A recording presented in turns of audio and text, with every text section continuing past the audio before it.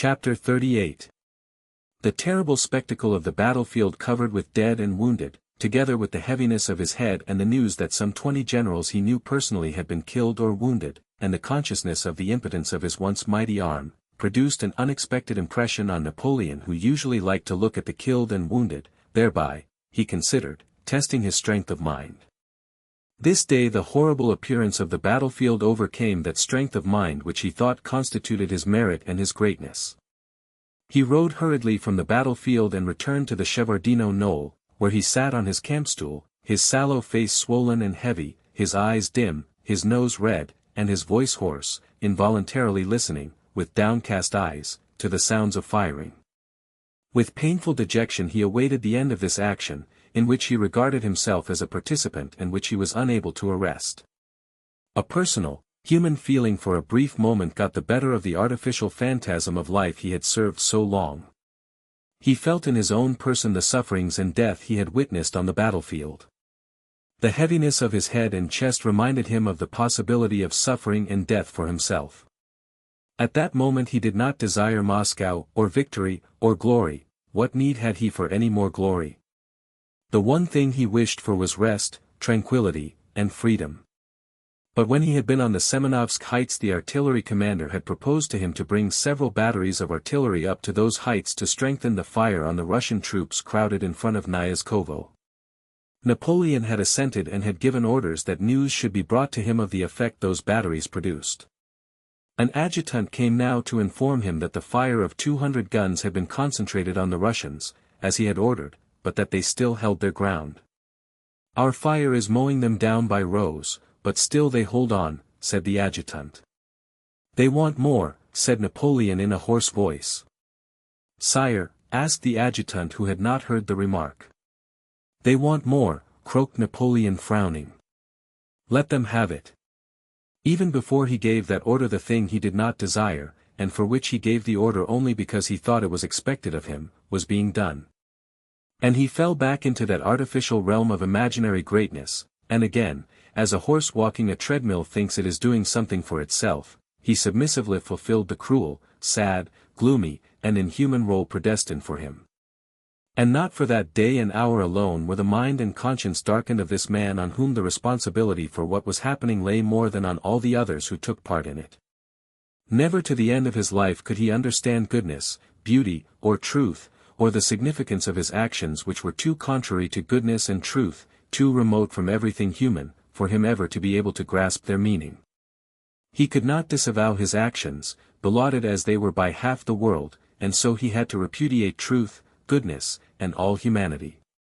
Not only on that day, as he rode over the battlefield strewn with men killed and maimed, by his will as he believed, did he reckon as he looked at them how many Russians there were for each Frenchman and, deceiving himself, find reason for rejoicing in the calculation that there were 5 Russians for every Frenchman.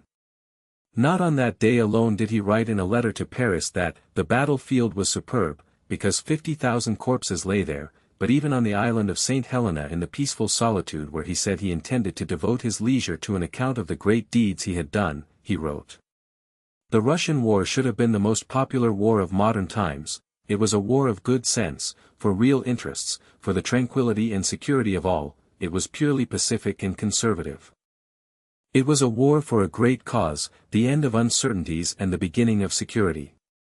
A new horizon and new labors were opening out, full of well-being and prosperity for all. The European system was already founded, all that remained was to organize it. Satisfied on these great points and with tranquility everywhere, I too should have had my Congress and my Holy Alliance. Those ideas were stolen from me. In that reunion of great sovereigns we should have discussed our interests like one family, and have rendered account to the peoples as clerk to master. Europe would in this way soon have been, in fact, but one people, and anyone who traveled anywhere would have found himself always in the common fatherland. I should have demanded the freedom of all navigable rivers for everybody, that the seas should be common to all, and that the great standing armies should be reduced henceforth to mere guards for the sovereigns. On returning to France, to the bosom of the great, strong, magnificent, peaceful, and glorious fatherland, I should have proclaimed her frontiers immutable, all future wars purely defensive, all aggrandizement anti-national. I should have associated my son in the empire, my dictatorship would have been finished and his constitutional reign would have begun. Paris would have been the capital of the world, and the French the envy of the nations. My leisure then, and my old age, would have been devoted, in company with the Empress and during the royal apprenticeship of my son, to leisurely visiting, with our own horses and like a true country couple, every corner of the empire, receiving complaints, redressing wrongs, and scattering public buildings and benefactions on all sides and everywhere. Napoleon, predestined by Providence for the gloomy role of executioner of the peoples, assured himself that the aim of his actions had been the people's welfare and that he could control the fate of millions and by the employment of power confer benefactions. Of 400,000 who crossed the Vistula, he wrote further of the Russian war, half were Austrians, Prussians, Saxons, Poles, Bavarians, Württembergers, Mecklenburgers, Spaniards, Italians, and Neapolitans. The imperial army, strictly speaking, was 1/3 composed of Dutch, Belgians, men from the borders of the Rhine, Piedmontese, Swiss, Genoese, Tuscans, Romans, inhabitants of the 32nd Military Division, of Bremen, of Hamburg, and so on. It included scarcely 140,000 who spoke French. The Russian expedition actually cost France less than 50,000 men. The Russian army in its retreat from Vilna to Moscow lost in the various battles 4 times more men than the French army. The burning of Moscow cost the lives of 100,000 Russians who died of cold and want in the woods. Finally, in its march from Moscow to the Oder the Russian army also suffered from the severity of the season, so that by the time it reached Vilna it numbered only 50,000, and at Kalish less than 18,000. He imagined that the war with Russia came about by his will, and the horrors that occurred did not stagger his soul. He boldly took the whole responsibility for what happened, and his darkened mind found justification in the belief that among the hundreds of thousands who perished there were fewer Frenchmen than Hessians and Bavarians. Chapter 39. Several tens of thousands of the slain lay in diverse postures and various uniforms on the fields and meadows belonging to the Davidoff family and to the crowned serfs, those fields and meadows where for hundreds of years the peasants of Borodino, Gorky, Shevardino, and Semenovsk had reaped their harvests and pastured their cattle. At the dressing stations the grass and earth were soaked with blood for a space of some 3 acres around. Crowds of men of various arms, wounded and unwounded, with frightened faces, dragged themselves back to Mozhaisk from the one army and back to Valuevo from the other. Other crowds, exhausted and hungry, went forward led by their officers. Others held their ground and continued to fire. Over the whole field, previously so gaily beautiful with the glitter of bayonets and cloudlets of smoke in the morning sun, there now spread a mist of damp and smoke and a strange acid smell of saltpeter and blood. Clouds gathered and drops of rain began to fall on the dead and wounded, on the frightened, exhausted, and hesitating men, as if to say, "Enough, men. Enough. Cease, bethink yourselves. What are you doing?" To the men of both sides alike, worn out by want of food and rest, it began equally to appear doubtful whether they should continue to slaughter one another. All the faces expressed hesitation, and the question arose in every soul, for what, for whom, must I kill and be killed? You may go and kill whom you please, but I don't want to do so any more. By evening this thought had ripened in every soul. At any moment these men might have been seized with horror at what they were doing and might have thrown up everything and run away anywhere. But though toward the end of the battle the men felt all the horror of what they were doing, though they would have been glad to leave off, some incomprehensible, mysterious power continued to control them, and they still brought up the charges, loaded, aimed, and applied the match, though only one artilleryman survived out of every 3, and though they stumbled and panted with fatigue, perspiring and stained with blood and powder. The cannonballs flew just as swiftly and cruelly from both sides, crushing human bodies, and that terrible work which was not done by the will of a man but at the will of him who governs men and worlds continued. Anyone looking at the disorganized rear of the Russian army would have said that, if only the French made one more slight effort, it would disappear, and anyone looking at the rear of the French army would have said that the Russians need only make one more slight effort and the French would be destroyed. But neither the French nor the Russians made that effort, and the flame of battle burned slowly out. The Russians did not make that effort because they were not attacking the French. At the beginning of the battle they stood blocking the way to Moscow, and they still did so at the end of the battle as at the beginning. But even had the aim of the Russians been to drive the French from their positions, they could not have made this last effort, for all the Russian troops had been broken up. There was no part of the Russian army that had not suffered in the battle, and though still holding their positions they had lost one half of their army. The French, with the memory of all their former victories during 15 years, with the assurance of Napoleon's invincibility, with the consciousness that they had captured part of the battlefield and had lost only a quarter of their men and still had their guards intact, 20,000 strong, might easily have made that effort. The French who had attacked the Russian army in order to drive it from its position ought to have made that effort, for as long as the Russians continued to block the road to Moscow as before, the aim of the French had not been attained and all their efforts and losses were in vain. But the French did not make that effort. Some historians say that Napoleon need only have used his old guards, who were intact, and the battle would have been won. To speak of what would have happened had Napoleon sent his guards is like talking of what would happen if autumn became spring. It could not be. Napoleon did not give his guards, not because he did not want to, but because it could not be done. All the generals, officers, and soldiers of the French army knew it could not be done, because the flagging spirit of the troops would not permit it. It was not Napoleon alone who had experienced that nightmare feeling of the mighty arm being stricken powerless, but all the generals and soldiers of his army, whether they had taken part in the battle or not, after all their experience of previous battles, when after 1/10 of such efforts the enemy had fled, experienced a similar feeling of terror before an enemy who, after losing half his men, stood as threateningly at the end as at the beginning of the battle. The moral force of the attacking French army was exhausted. Not that sort of victory which is defined by the capture of pieces of material fastened to sticks, called standards, and of the ground on which the troops had stood and were standing, but a moral victory that convinces the enemy of the moral superiority of his opponent and of his own impotence was gained by the Russians at Borodino. The French invaders, like an infuriated animal that has in its onslaught received a mortal wound, felt that they were perishing, but could not stop, any more than the Russian army, weaker by 1/2, could help swerving. By impetus gained, the French army was still able to roll forward to Moscow, but there, without further effort on the part of the Russians, it had to perish, bleeding from the mortal wound it had received at Borodino. The direct consequence of the Battle of Borodino was Napoleon's senseless flight from Moscow, his retreat along the old Smolensk road, the destruction of the invading army of 500,000 men, and the downfall of Napoleonic France, on which at Borodino for the first time the hand of an opponent of stronger spirit had been laid. Book 11, 1812. Chapter 1. Absolute continuity of motion is not comprehensible to the human mind.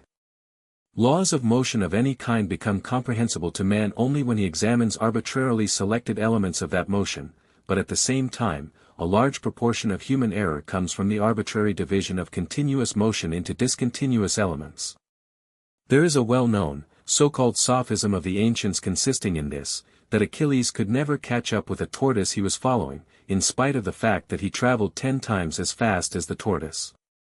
By the time Achilles has covered the distance that separated him from the tortoise has covered 1/10 of that distance ahead of him. When Achilles has covered that 10th, the tortoise has covered another 100th, and so on forever. This problem seemed to the ancients insoluble. The absurd answer, that Achilles could never overtake the tortoise, resulted from this, that motion was arbitrarily divided into discontinuous elements, whereas the motion both of Achilles and of the tortoise was continuous. By adopting smaller and smaller elements of motion we only approach a solution of the problem, but never reach it. Only when we have admitted the conception of the infinitely small, and the resulting geometrical progression with a common ratio of 1/10, and have found the sum of this progression to infinity, do we reach a solution of the problem. A modern branch of mathematics having achieved the art of dealing with the infinitely small can now yield solutions in other more complex problems of motion which used to appear insoluble. This modern branch of mathematics, unknown to the ancients, when dealing with problems of motion admits the conception of the infinitely small, and so conforms to the chief condition of motion, absolute continuity, and thereby corrects the inevitable error which the human mind cannot avoid when it deals with separate elements of motion instead of examining continuous motion. In seeking the laws of historical movement just the same thing happens. The movement of humanity, arising as it does from innumerable arbitrary human wills, is continuous.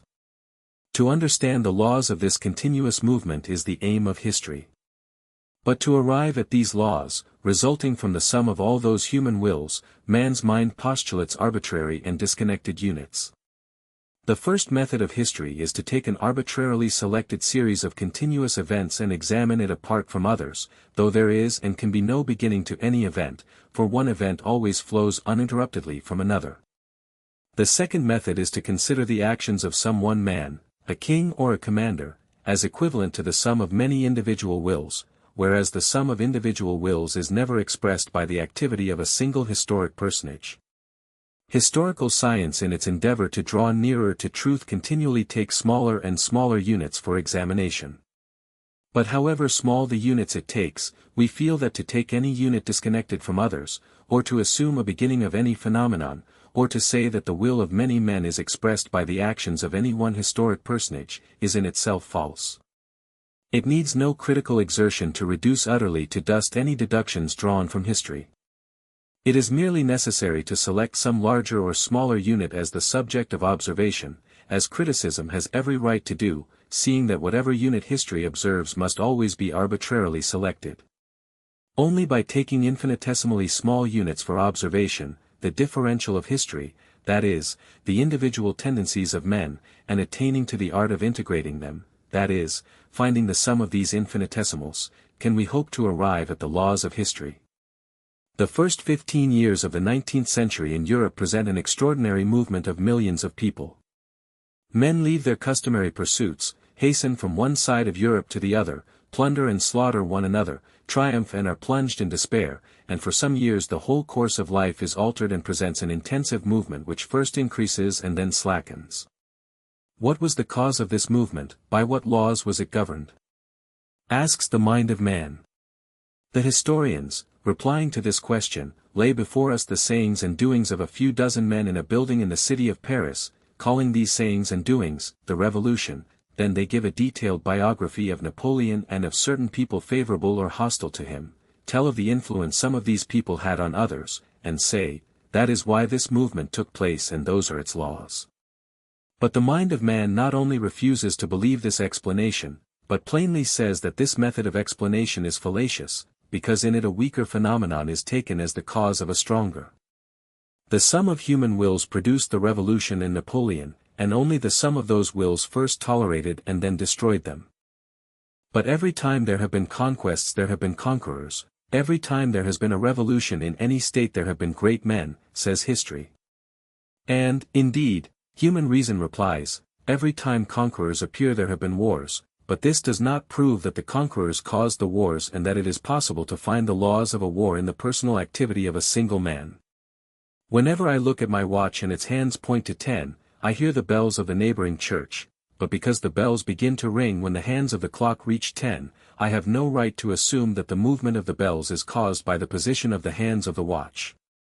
Whenever I see the movement of a locomotive I hear the whistle and see the valves opening and wheels turning, but I have no right to conclude that the whistling and the turning of wheels are the cause of the movement of the engine. The peasants say that a cold wind blows in late spring because the oaks are budding, and really every spring cold winds do blow when the oak is budding. But though I do not know what causes the cold winds to blow when the oak buds unfold, I cannot agree with the peasants that the unfolding of the oak buds is the cause of the cold wind, for the force of the wind is beyond the influence of the buds. I see only a coincidence of occurrences such as happens with all the phenomena of life, and I see that however much and however carefully I observe the hands of the watch, and the valves and wheels of the engine, and the oak, I shall not discover the cause of the bells ringing, the engine moving, or of the winds of spring. To that I must entirely change my point of view and study the laws of the movement of steam, of the bells, and of the wind. History must do the same. And attempts in this direction have already been made. To study the laws of history we must completely change the subject of our observation, must leave aside kings, ministers, and generals, and study the common, infinitesimally small elements by which the masses are moved. No one can say in how far it is possible for man to advance in this way toward an understanding of the laws of history, but it is evident that only along that path does the possibility of discovering the laws of history lie, and that as yet not a millionth part as much mental effort has been applied in this direction by historians as has been devoted to describing the actions of various kings, commanders, and ministers and propounding the historian's own reflections concerning these actions.